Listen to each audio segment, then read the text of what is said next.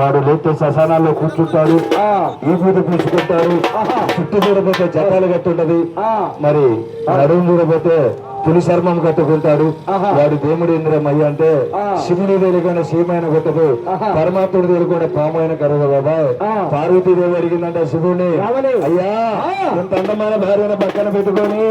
ఇంత అందమైన భార్యను పక్కన పెట్టుకొని, నెత్తి మీద గంగను తోడుని పెట్టుకొని, నీకు కలియుగంలో శ్మశానాల్లో ఏం పని అయ్యంటే, నీకు కలియుగంలో శ్మశానాల్లో ఏం పని అయ్యంటే, లోకమాత పార్వతీదేవి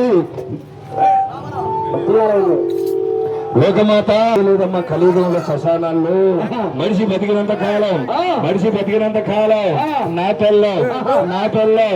నా పిల్లలు, నా 10 ఎకరాలు, నా డబ్బులు, నా బంగారం, నా డాబాలని చెప్పి కామ క్రోధ మతమచ్చరులు మునిగి తేలి వాడినో గత ముంచి సంపాదించుకుంటే పుట్టినవాడు గిట్టక తప్పదన్నాడు, గిట్టినవాడు పుట్టక తప్పదన్నట్టు ఎంతలా వాడి కానీ మరణం తప్పదు కదమ్మా. వాడు మరణించిన తర్వాత ఈడిసి బయటపెట్టి నలుగురు కాటి చెందగా తీసుకొచ్చిన తర్వాత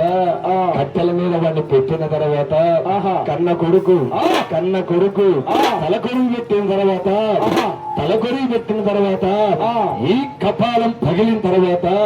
కన్న కొడుకు ఎదిగిపోతుంటే పొత్తుపోయిన తర్వాత లేచి చూసుకుంటే ఎవరు కానరాకపోతే వీడు మళ్ళీ లేచి నా పిల్లలు, నా పిల్లలు, నా డబ్బులు, నా బంగారం, నా పొలము, నా డబ్బులు అని చెప్పి మళ్ళీ ఊళ్ళోకి పోతాడు అని చెప్పి ఊరు కూడా శ్మశానంలో శివతాండం చేసుకుంటా కూర్చున్నానమ్మా పార్వతీదేవి అన్నాడంట. ఊరుగోడ పొలాన్ని ఊరుగోలో ఉన్న డబ్బుల్ని ఒంటి మీద నగలు చూసుకొని ఎవరిని కించపరిచినా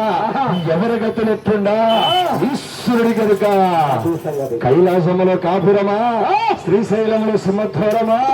దిండికొండపై నివాసమా, ఓ పేలా మల్లన్న, ఓ నాగుల మల్లన్న, కైలాసము కాపురమా,